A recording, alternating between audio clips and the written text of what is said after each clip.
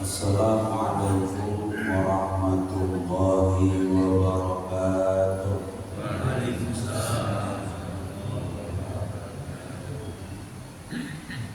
Alhamdulillah nahmaduhu wa nasta'inuhu wa nastaghfiruh wa na'udzu billahi min shururi anfusina wa min sayyiati a'malina. Man yahdihillahu fala mudilla lahu wa man yudlilhu fala hadiya lahu.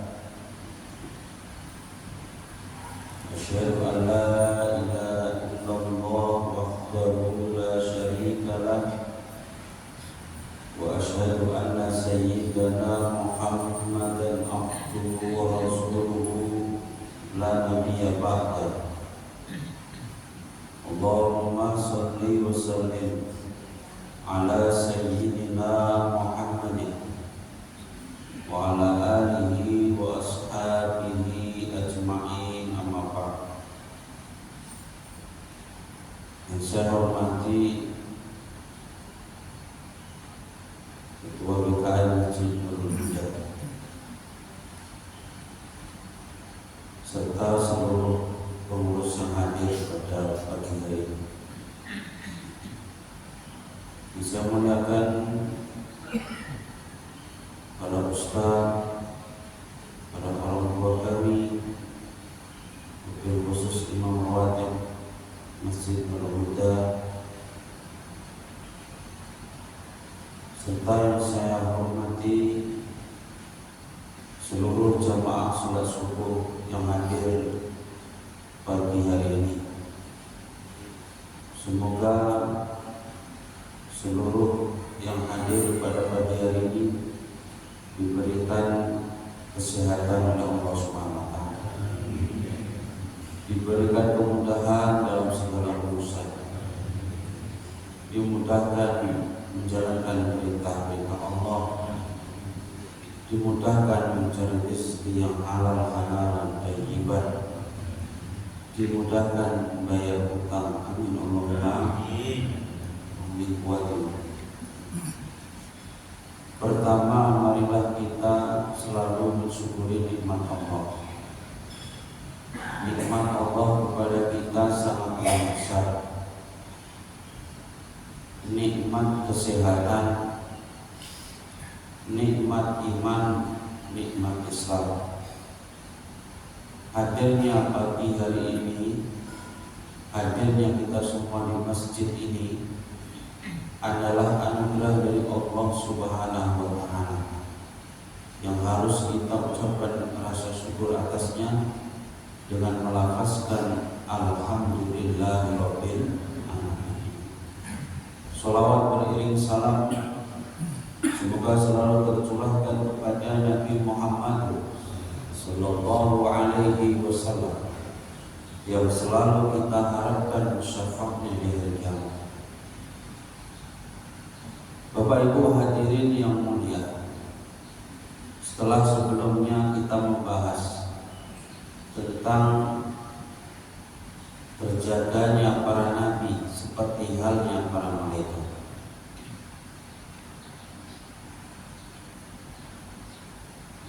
kita lanjutkan pagi hari ini.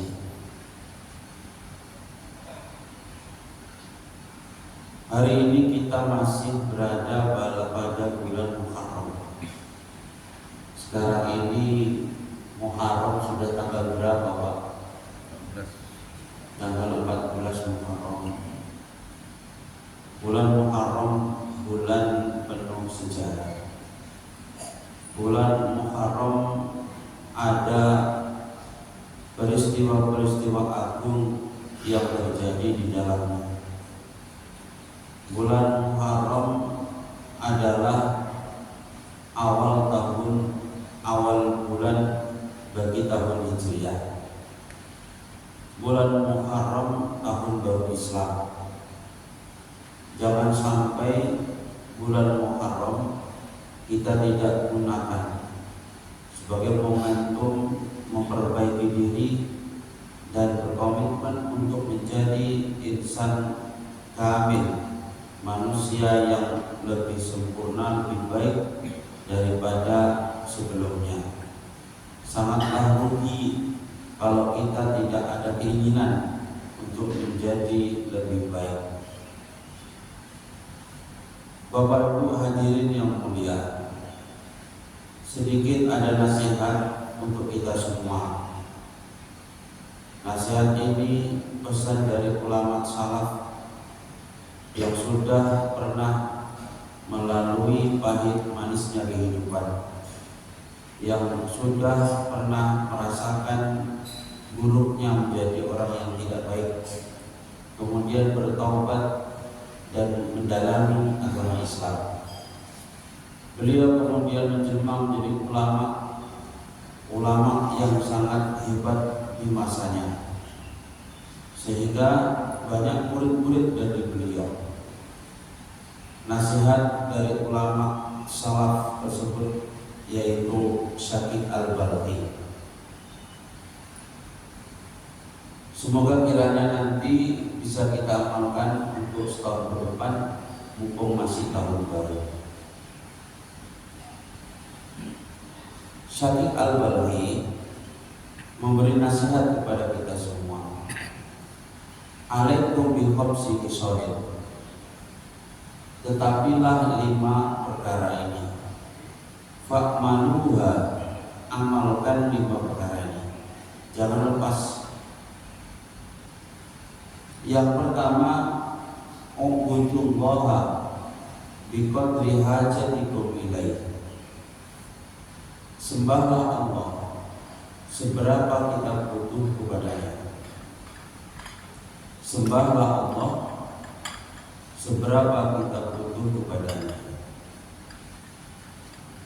Terima kasih. Sekarang sekolah, bersekolah. Ubudullaha biqadri hajatikum ilaih. Sembahlah Allah seberapa kamu membutuhkannya. Anehnya manusia ini ada pula yang tidak menyembah kepada Allah. Kalau dia tidak menyembah Allah berarti dia tidak membutuhkan Allah. Bapak Ibu yang hadir, kita ini hakikatnya setiap saat membutuhkan Allah. Hanya kita tidak sadar kalau kita ini membutuhkan Allah. Ada satu yang tidak bisa kita kendalikan sama sekali, yaitu detak jantung kita. Sampai sekarang saya mau kendalikan itu gak bisa. Mau saya istirahatkan, kalau capek kali istirahatkan, berhenti berdetak 5 menit aja. Sampai sekarang saya belum berhasil menguasai ilmunya. Kalau berhasil, jiun. Innalillahi wa inna ilaihi raji'un. Jantung itu berdetak Itu nggak bisa kita kendalikan. Lalu siapa yang mengendalikan Bapak Ibu? Siapa Bapak Ibu? Orang kuat. Siapa Bapak Ibu? Allah. Berarti Allah ini menguasai kita sepenuhnya. Berarti kita butuh nggak sama Allah? Mulai butuh ya, butuh. Setiap hari bangun tidur kita bisa membuka mata, kita bisa bernafas lega. Membuka mata tanpa ada masalah. Betapa banyak orang bangun tidur nggak bisa buka mata, bisa buka mata nggak bisa melihat, bisa melihat buka mata nggak bisa mendengar, bisa mendengar bisa melihat, mau jalan nggak bisa jalan, bangun tidur. Pagi hari ini kita semua bangun tidur, semua sehat Bapak Ibu? Alhamdulillah. Tadi malam sebelum tidur ada nggak yang meminta kepada Allah, ya Allah beri kesempatan kepada aku lagi, besok bisa membuka mata lagi ya Allah? Ada Bu? Ada? Orang sebelum tidur nonton HP. Si unit kuat itu biasanya jawab.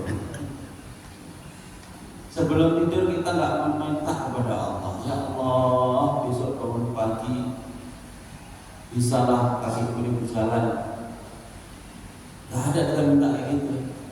Allah kasih kita bisa berjalan pagi ini. Tadi malam sebelum tidur, ya Allah berikan aku hidup untuk besok satu hari, bisa bernafas lagi ya Allah. Gak ada kita minta, tapi Allah kasih semua. Allah kasih tanpa kita minta. Kalau kita merasa kita butuh kepada Allah, butuh Allah biqadri hajatikum. Kalau kita butuh kepada Allah setiap saat, ya ingatlah Allah setiap saat. Makanya ada wali-wali Allah, kekasih-kekasih Allah, itu ingatnya kepada Allah itu setiap hembusan nafas. Allah, Allah, Allah. Setiap hembusan nafas ingat pada Allah. Enggak terputus-putus karena merasa butuh kepada Allah. Maka kalau ada orang sampai enggak sholat, sampai enggak ingat, itu berarti sama sekali merasa tidak butuh kepada Allah. Bahkan dia itu merasa tidak dikuasai oleh Allah. Inilah yang kadang-kadang Allah itu palak. Allah itu kadang palak juga. Kalau jaga sama manusia yang bandel, Allah ingatkan. Walaula in kuntum ghayra madinin tarji'unaha in kuntum shadiqin. Itu ayat di dalam surah apa Pak Bu? Di dalam surah menengahnya untuk umumnya. Di dalam surah Al-Waqiah. Walaula idza balagatil hulqum wa antum hina idzin tanzurun wa nahnu aqrabu ilayhi minkum walakin la tubsirun. Walaula in kuntum ghayra madinin tarji'unaha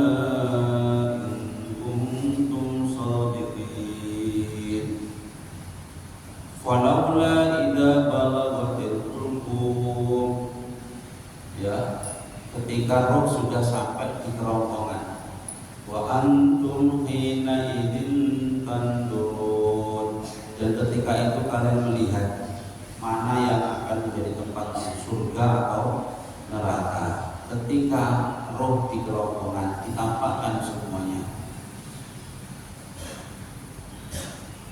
Walaula in kuntum ghayra madinin. Cobalah kalau memang kamu merasa tidak dikuasai oleh Allah. Ketika roh sampai di kerongkongan, tarji'una, kembalikan roh itu pada awal semula. Jangan kasih roh itu keluar dari jasad kalau memang merasa tidak dikuasai oleh Allah. Dan sampai sekarang belum ada orang yang ketika roh sampai kerongkongan sudah gorgoroh bisa mengembalikan rohnya. Semuanya lewat. Artinya dia tidak bisa menguasai roh, karena yang menguasai roh adalah Allah Subhanahu wa Ta'ala. Maka Bapak Ibu yang mulia, ini peringatan Allah kepada kita semua. Coba kembalikan rohmu. Kalau sudah roh sampai di kerongkongan, kembalikan. Maka yang pertama nasihat Syekh Al-Balqi adalah sembahlah Allah. Seberapa kamu butuh kepada Allah. Kalau kita merasa butuh setiap saat, maka sembahlah Allah setiap saat. Yang kedua adalah wa khudhu minad dunya bi qadri hajatikum ilaihi. Bi qadri baqaikum fid dunya. Ambillah dunia ini seberapa cukup. Tidak usah ngoyo-ngoyo kali. Ngoyo-ngoyo itu bahasa Jerman. Bahasa Jawa. Ngoyo itu apa bahasa sini? Bukan nguyuh ya, nguyuh itu beda kencing. Ngoyo itu terlalu ngotot. Gak usah kita itu apa kali, cari secukupnya. Gak usah kita itu ngotot kali, pengen dapat yang lebih banyak. Biasa saja, secukupnya ambil dunia ini. Malah saya heran, saking pengennya dapat banyak sampai korupsi, ya. Sampai korupsi, gaji sudah ratusan juta, itu masih korupsi sampai ratusan triliun. 271 triliun. Untuk apa coba? Harta dunia itu halalnya akan dihisab, haramnya akan diazab. Bapak Ibu nyari harta di dunia ini dengan cara yang halal, nanti akan dihisab. Kalau dengan cara yang haram, sudah pasti akan diazab. Makanya banyak ulama yang ngerti, Pak Bu, bahkan Nabi kita itu doanya bukan minta kaya, tapi minta miskin. Allahumma ahyini miskinan wa amitni miskinan waksurni ma'al masyakin. Doanya Nabi itu, ya Allah, hidupkan aku dalam keadaan miskin, matikan aku dalam keadaan miskin, dan bangkitkan aku gilir nanti bersama orang-orang yang miskin. Saking ngerinya hisab, Nabi kita saja pengen hidup miskin. Masih pengen kaya, Pak masih pengen hidup kaya, masih nggak tahu. Nah, bisa aja pengen miskin. Ya, ada ulama itu punya harta 12.000 dinar, 1 dinar 4,25 gram emas. Sekarang emas sudah tembus 1.200.000 lebih, ya Bu ya. 1,4 gram. Padahal saya dulu 2015 itu masih 500. Sekarang 2025, 24, ya belum ada 10 tahun sudah naik 1 juta. Makanya kalau nabung jangan nabung duit, apa itu nabung apa? Nabung amal, kata Pak Haji. Nabung emas, nabung emas, nabung duit nanti tahu-tahu hilang di bank. Ini nabung emas hilang Ustaz, aja gede. Nabung emas itu pasti naik, ya. Dan nanti di hari kiamat di akhir zaman emas itu tetap laku sampai hari kiamat, nggak akan kurang harganya. Sampai mana Bu kok bahas emas gitu? Hah? Jadi Nabi itu minta saya punya kawan Bapak Ibu, aku pun heran. Sebenarnya kita butuh mobil itu cuma 1, tapi dia itu beli mobil sampai belasan. Anehnya nggak ada yang dinaiki cuma 1. Ya. Padahal bayar pajaknya setiap tahun sampai puluhan juta, bahkan ratusan juta. Bayar pajaknya. Mobilnya Ferrari, mobilnya Lamborghini, mobilnya mahal-mahal itu ditumpuk di garasi. Itu apa? Kawan saya itu namanya Raffi Ahmad. Nggak percaya wis. Aku heran. Kita mau beli mobil 1 yang mahal, mikir-mikir perawatannya, pajaknya, apa semua. Ini Masya Allah, mobilnya sampai belasan. Pajaknya saja bisa untuk beli mobil, bayar pajaknya saja. Untuk apa? Itu semua nanti akan dihisap kalau halal. Kalau carinya dengan cara haram, pasti akan menjadi Makanya nasihat Syekh Al-Albani kepada kita semua, ambillah dunia ini, yuk sekedar untuk cukup hidup di dunia ini. Gak usah moyo-moyo, gak usah numpuk-numpuk, akan memberatkan hisab kita. Nasihat baik yang kedua. Yang ketiga, silakan berdosa kepada Allah. Kalian silakan berbuat dosa kepada Allah. Biqadri taqatikum ala adabi. Seberapa kamu tahan dengan siksanya Allah. Semakin kuat menahan siksanya Allah, semakin banyak buat dosa, silakan. Yang kuat 1000 tahun yang merokok, ya silakan berbuat dosa. Lebih kuat, lebih lama lagi silakan. Lebih banyak buat dosa, silakan. Nabi Muhammad pernah didatangi malaikat Jibril alaihissalam. Ya Muhammad, wahai Muhammad, isma syi'ta, silakan hidup sesukamu. Silakan hidup sesukamu. Kamu mau ngapain aja silakan. Fa innaka mayyitun. Tapi ingat, kamu pasti akan mati. Si kuat Pak. Wa'mal masyita, silakan berbuat sesukamu. Mau buat jahat silakan, mau buat baik silakan, mau rajin sholat silakan, mau jarang sholat bahkan tak mau sujud pun silakan. Fa innaka majziyun bih. Karena pasti kamu akan dibalas dengan perbuatan. Kalau perbuatanmu baik, in khairon fajazahu khairun, wa in syarran fajazahu syarran. Kalau baik amal kita, balasannya juga baik. Tapi kalau buruk amal kita, pasti balasannya juga lebih buruk. Nabi Muhammad didatangi kayak gitu, dinasihati. Padahal tak mungkin Nabi Muhammad ini berbuat dosa, karena seorang nabi itu maksum.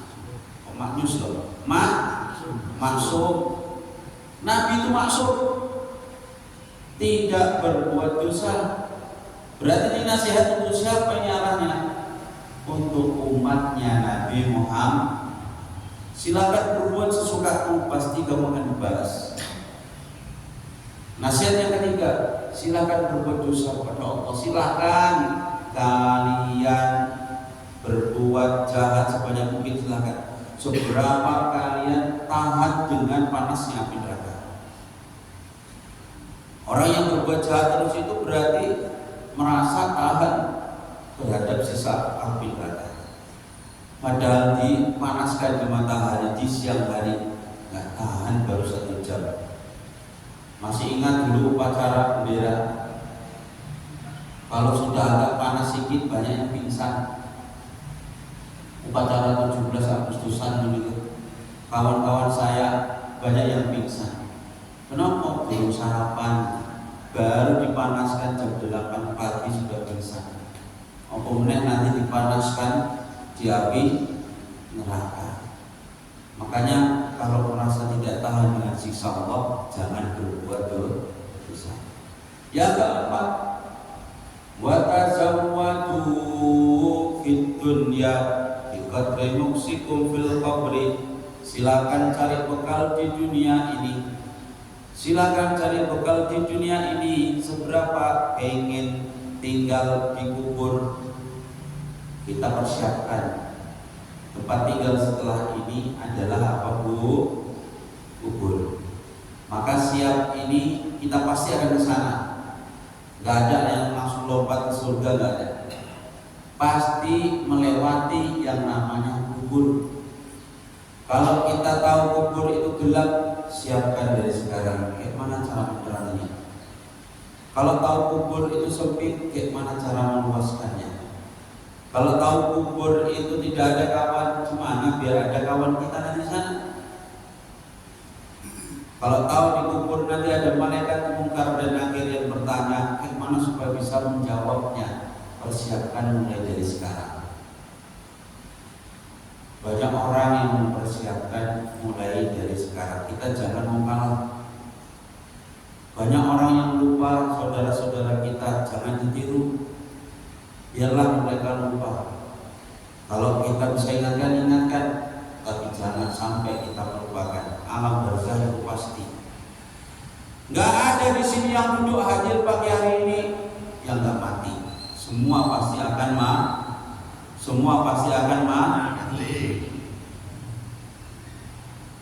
Qul innal mauta alladzi tafirruna minhu fa innahu mulaqikum thumma turadduna ila alimil ghaibi wasyahadati fa yunabbi'ukum bima kuntum ta'malun. Katakan, sesungguhnya mati yang kalian lari daripadanya. Alladzi tafirruna minhu fa innahu mulaqikum, pasti akan menemui kalian. Setelah itu turadduna ila alimil ghaibi, kalian akan dikembalikan kepada Zat yang Maha mengetahui dengan yang lain, yaitu siapa? Allah Subhanahu wa ta'ala. Maka setelah itu kita akan ditanya apa yang kalian kerjakan selama di dunia. Semoga semuanya nanti akhir hayatnya husnul khotimah. Amin Allahumma. Husnul khotimah. Amin Allahumma. Ya Allah biha, ya Allah biha, ya Allah biha, ya Allah biha, ya Allah bi husnul khotimah. Minta kita kepada Allah agar husnul khotimah. Itu di dalam rotib al-haddad dibaca doa supaya kita husnul khotimah. Di kampung saya setiap malam Rabu saya ajak baca itu doa supaya husnul khotimah, doa supaya diampuni oleh Allah setiap seminggu sekali. Rotib al-haddad, doanya bersumber dari Al-Quran dan hadis. Ada baca ayat kursi, ada baca zikir, itu semua ada dari Al-Quran dan hadis. Kita amalkan minimal seminggu sekali. Zikir, ingat kepada Allah. Yang terakhir adalah wa'malu lil jannah, beramalah untuk surgamu. Seberapa kamu ingin tingkatan di surga? Bu, kita pengen surganya yang paling tinggi atau sedang atau yang paling rendah? Pak, Pak, kita pengen surganya paling tinggi atau yang paling rendah? Paling tinggi.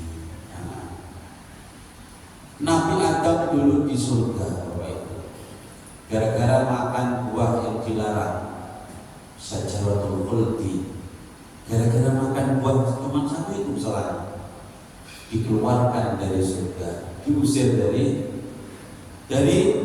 kesalahannya cuma di dalam surga, buat satu kesalahan diusir dari surga. Kita anak cucu Adam, manusia ini di dunia ini berapa kali kita buat dosa, Bu? Pak, berapa kali kita buat dosa, Pak? Oke. Terus pengen masuk surga sing paling tinggi. Kira-kira Nabi Adam buat satu kesalahan yang tadinya di surga diusir. Kita manusia tinggal di bumi, di luar surga, tiap hari buat dosa, buat kesalahan, pengen masuk surga, wes kono masuk surganya paling tinggi. Itu duit orang. Ya Allah. Kalau surganya pengen paling tinggi, amal ibadahnya juga harus disesuaikan. Orang amal ibadahnya belum nandingi para nabi, para syuhada. Kita harus pengen surga paling tinggi. Ya kalau pengen tinggi boleh, tapi amalnya disesuaikan. Saya kok melihat amal ibadah ulama-ulama zaman dulu itu, izin saya jadi ustadz ini. Kayaknya saya ini belum, saya ujung bukunya itu belum. Ulama dulu itu kalau belajar malam nggak tidur, siang masih puasa. Malam nggak tidur itu belajar, mutolaah, nulis buku, nulis terus, takut ilmunya hilang. Asal hafal ditulis, nyari mengarang kitab, menulis buku, terus pakai tangan, nggak pakai komputer. Sampai ada ulama itu nulis, meninggal dalam keadaan nulis, ditapari malaikat, man rabbuka, ini kok sopo? Aku nulis buku kok ditapari. Padahal dia sudah meninggal, dikira masih nulis buku. Ulama zaman dulu itu sholatnya satu malaman 300 rakaat. Imam Ahmad bin Hanbal 300 rakaat setiap malam. Sakit pun masih sholat ratusan rakaat. Sholat sunnah apa usah mau nakai, sholat sunnah mutlak bisa wae. Sambil menyelesaikan hafalan Qur'an. Pernah kita kayak gitu Pak? Berapa kali dalam setahun? Nah, di Ramadan itu Ustaz sering di Nurul Huda ini taraweh itu khatam itu berapa kali? Sebulan sekali khatam. Imam Ahmad bin Hanbal setiap malam khatam Qur'an. Kayak mana kita mau nandingi mereka? Kalau belum bisa melewati mereka, janganlah bilang dulu derajat surga yang paling tinggi. Malu kadang aku melihat sahabat-sahabat zaman dulu. Beliau itu meninggalkan rumahnya untuk belajar ilmu kepada Nabi Muhammad. Mereka tinggal di teras-teras masjid, tinggal di teras Masjid Nabawi. Mereka itu namanya Ahlus Suffah, karena tinggal di teras masjid. Kadang makan, kadang enggak. Dulu aku pernah juga lapar waktu mencari ilmu, tapi nggak seperti laparnya para sahabat. 1 hari nggak makan biasa, 2 hari nggak makan biasa. Sekarang santri telat makan siang saja, telat makan siang saja, sudahlah, udah kayak orang kelaparan kali. Padahal belum 1 hari belum lewat. Ahlus Suffah dulu nggak makan sehari biasa. Cuma kita mau surga yang paling kayaknya saya ngomong saya pengen ya Allah surga yang paling malu saya melihat orang-orang sebelum kita. Ada yang ahli sedekah, rela memberikan semua yang dia miliki. Ada yang sampai pura-pura waktu ada tamu pura-pura makan. pura-pura makan pura-pura supaya tamunya itu merasa enak makannya, melihat orang yang punya rumah juga makan, padahal semua makanannya sudah dikasihkan ke tamunya tadi. Ya Allah, kalau saya kenapa nggak bisa kayak gitu ya Allah? Ada tamu itu, ada makanan yang paling enak, ini kasih ya, jangan itu untuk kita aja, itu aja. Yang enak itu anak-anak, yang itu kasihkan. Yang nggak enak baru dikasih kamu. Kadang kita mau kasih tetangga pun pilih-pilih, padahal makanan sudah lewat 1 hari baru dikasih karena nggak habis di rumah. Ada yang gitu Bu? Enggak ada. Nggak tahu kali ketahuan. Nggak ada yang ketahuan, nggak ada yang kasih. Kalau nggak ada yang kasih parah ya. Kalau sahabat zaman dulu ya Allah dikasihnya apa yang dia punya dikasih. Kayak mana kita mau surga yang paling tinggi kalau modelnya kayak gini semua kita ini. Maka di tahun baru ini ayo kita berubah.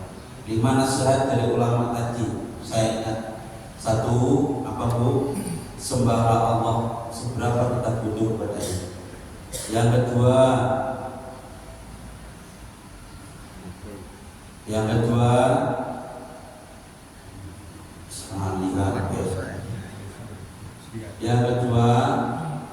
ambillah dunia ini secukupnya.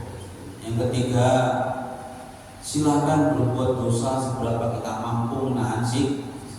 Yang keempat, carilah bekal di dunia untuk tinggal di alam. Yang terakhir, yang kelima, beramalah untuk surga kita. Seberapa kita inginkan derajat di surga nanti. Itu nasihat. Kemudian kita lanjutkan pelajaran selanjutnya, yaitu tentang malaikat. Malaikat Allah adalah makhluk sama seperti kita juga. Malaikat itu juga makhluk sama seperti kita. Bedanya kalau jin dan manusia itu ada bapak, ada mamanya. Manusia ada bapaknya, ada mamanya. Kalau malaikat tidak punya bapak, tidak punya mama.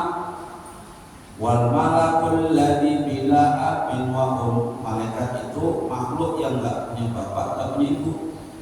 La akla syurba wala nauma lahum.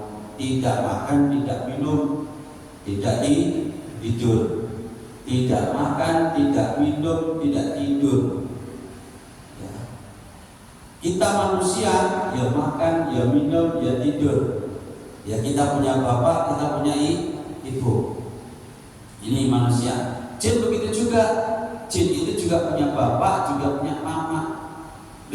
Jin itu berarti sama kayak kita, sama. Jin itu ada jin perempuan, ada jin laki. Tapi kalau malaikat tidak ada jenis kelamin. Berarti banci Ustaz? Enggak.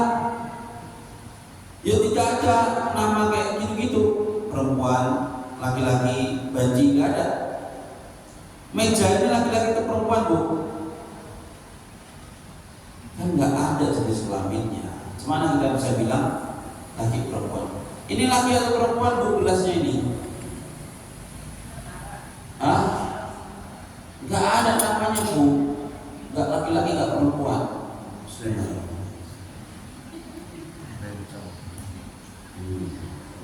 Alhamdulillah. Ini nggak ada namanya, tapi enak. Namanya wedang sering. Jadi malaikat itu enggak jenis kelaminnya. Ada orang mau bilang malaikat laki-laki, fasik. Pernah nggak Bapak Ibu berpikir kalau malaikat Jibril itu laki-laki? Orang itu terdikte dengan kebiasaan. Jibril laki-laki, ya, Israel laki-laki, digambarkan kayak laki-laki itu, berpikir mereka itu laki-laki, itu adalah gambaran yang disodorkan oleh setan. Sampai nanti kita mati masih berpikir malaikat itu laki-laki aja. Malaikat itu tidak berjenis. Nah, orang Yahudi malah menganggap malaikat itu perempuan. Kalau orang menganggap malaikat itu wanita, maka itu sudah merendahkan malaikat. Merendahkan malaikat itu kafir. Merendahkan malaikat itu, ini harus kita ketahui. Ahlus sunnah wal jamaah, siapa yang merendahkan Allah, siapa yang merendahkan malaikat, siapa yang merendahkan nabi, para nabi, merendahkan syiar-syiar Islam, maka kafir hukumnya. Menghina Al-Quran, menghina nabi, para rasul, kafir hukumnya. Gak boleh malaikat kita hina, kita bilang itu perempuan, kita bilang itu banci, ya. Kalau laki-laki bilang malaikat itu laki-laki, itu fasik hukumnya, bid'ah itu. Orang bilang malaikat laki-laki. Bahkan kita ini sering disodorkan pikiran Allah itu laki-laki. Itu sudah pasti adalah bayang-bayang yang dikirim iblis kepada kita semua. Ya enggak masuk. Laki-laki perempuan itu adalah barang yang baru kita tempelkan kepada Allah dan yang qadim, yang terdahulu. Sedangkan makhluknya Allah saja ada malaikat yang tidak berjenis kelamin. Malaikat itu selalu taat dan patuh kepada Allah. Ya, la ya'sunallaha wa yaf'aluna ma yu'marun. Mereka selalu melaksanakan perintah-perintah Allah. Ada yang disuruh sujud selamanya sampai hari kiamat. Ada yang disuruh zikir selamanya. Tapi tugas utama malaikat adalah beribadah kepada Allah. Ya, beribadah kepada Allah. Ada juga nanti yang disuruh menyampaikan wahyu, menyampaikan rezeki, menyampaikan ini. Tapi tugas utamanya adalah beribadah kepada Allah. Jadi jangan bertanya nanti, malaikat Jibril itu kan tugasnya menyampaikan wahyu, menyampaikan wahyu kepada para nabi, para rasul. Sekarang kan nabi nggak ada lagi. Nabi terakhir adalah Nabi Muhammad. Berarti malaikat Jibril nganggur, pensiun. Malaikat Jibril tetap punya tugas. Tugas utama para malaikat beribadah kepada Allah. Bahkan sebagian ulama mengatakan ada mimpi baik, ada ilham, itulah tugasnya malaikat Jibril. Ilham itu apa ya? Firasat baik, ilham. Kita dikasih ilham. Tapi jangan semua kalau kita ini dapat firasat, ini ilham ini. Jangan, beda tipis nanti. Cepat ke masjid.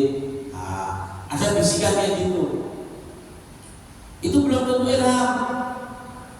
Ada kajian Sabtu pagi, ya, ustadznya dari Surabaya, namanya Ustadz Nur Ali, dari Surabaya.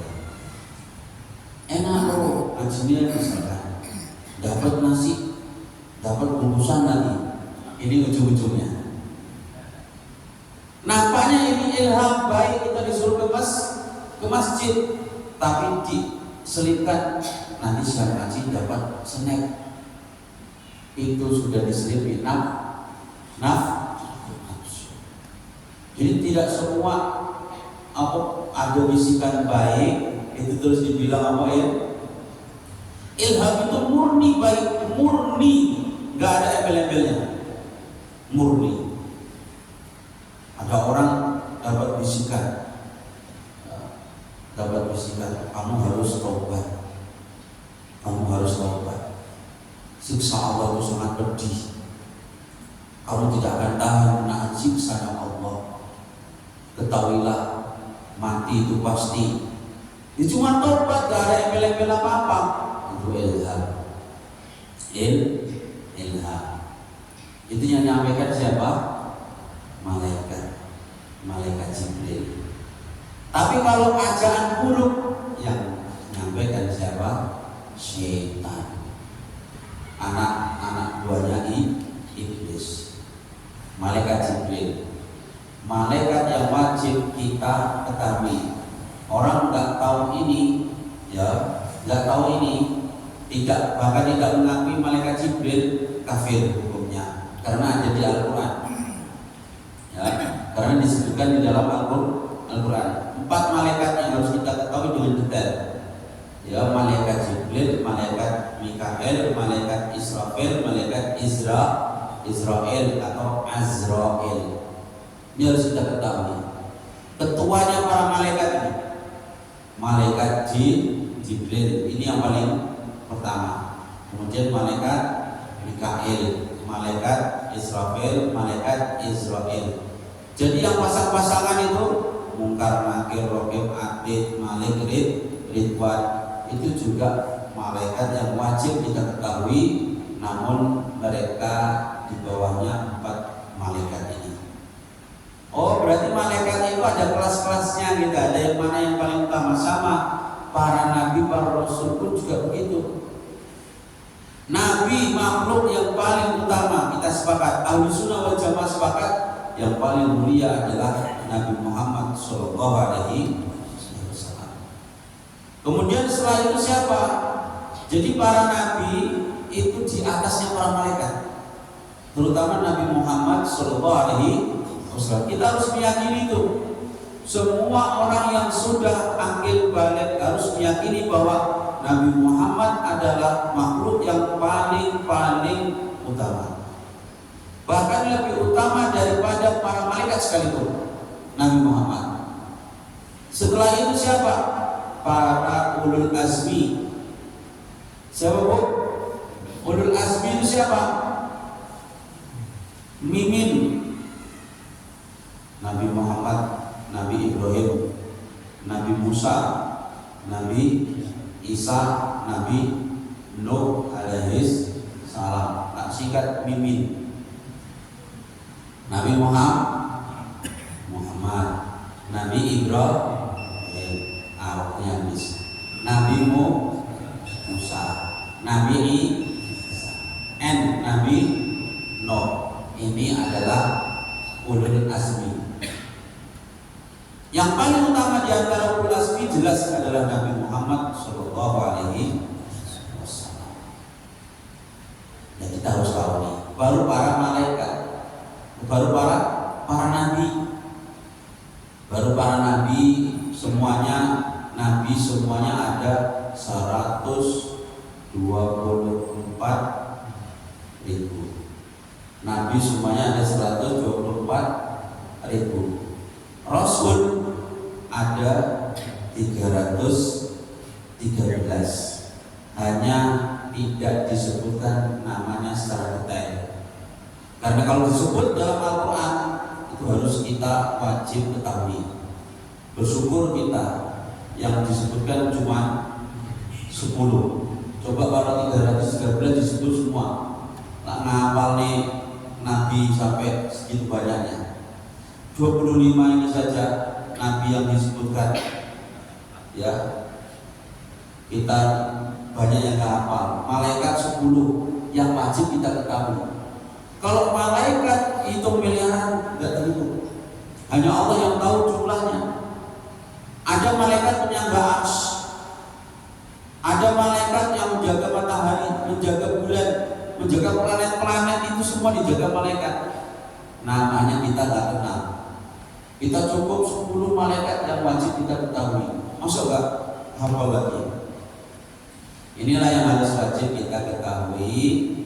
Yang pertama adalah setelah membahas tentang malaikat, manusia yang paling utama, makhluknya Allah yang paling utama adalah satu Nabi Muhammad. Kemudian ulul azmi semua. Kemudian seluruh nabi, seluruh rasul, ya, baru para Kemudian siapa setelah itu? Para sahabat Nabi. Para sahabat Nabi ini manusia yang utama. Para sahabat Nabi pun dibagi-bagi. Ada Nabi yang Khulafaur Rasyidin, yaitu Abu Bakar, Umar, Utsman, Ali. Setelah itu siapa? Yang mengikuti perang Badar. Setelah itu apa? Yang mengikuti Bai'atul Ridwan. Ya, ahli Uhud juga yang mengikuti perang Uhud. Jadi itu urutannya, utamanya makhluk-makhluk Allah Subhanahu wa taala. Semoga apa yang disampaikan pagi hari ini tentang malaikat dan tentang nasihat untuk awal tahun, semoga bisa memberi manfaat untuk saya pribadi dan Bapak Ibu yang hadir pagi hari ini. Terima kasih atas segala perhatian. Mohon maaf atas segala kekurangan.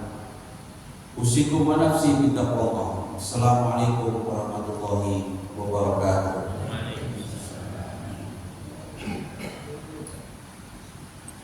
Langsung doa.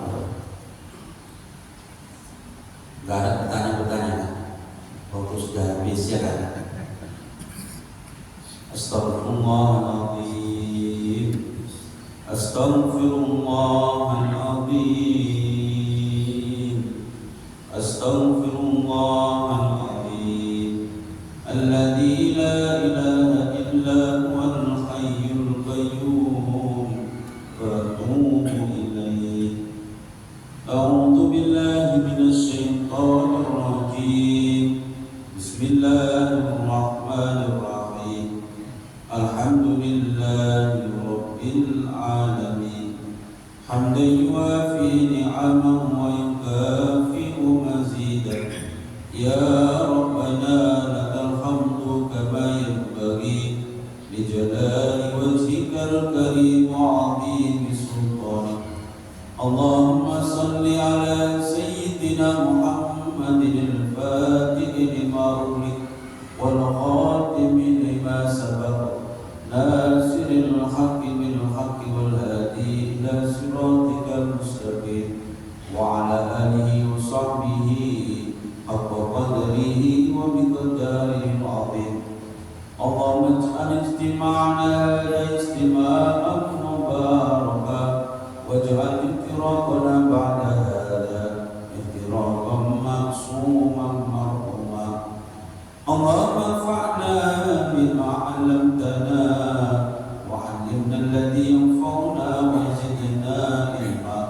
Allahumma iftah qulubana futuhal 'arifin waj'al a'malana khalisatan liwajhikal karim. Rabbana ighfir lana dhunubana wa liwalidina warhamhum kama rabbawna shighara. Rabbana atina fid dunya hasanah wa fil akhirati hasanatan wa qina adzabannar. Wa sallallahu ala sayyidina Muhammadin nabiyil ummi wa ala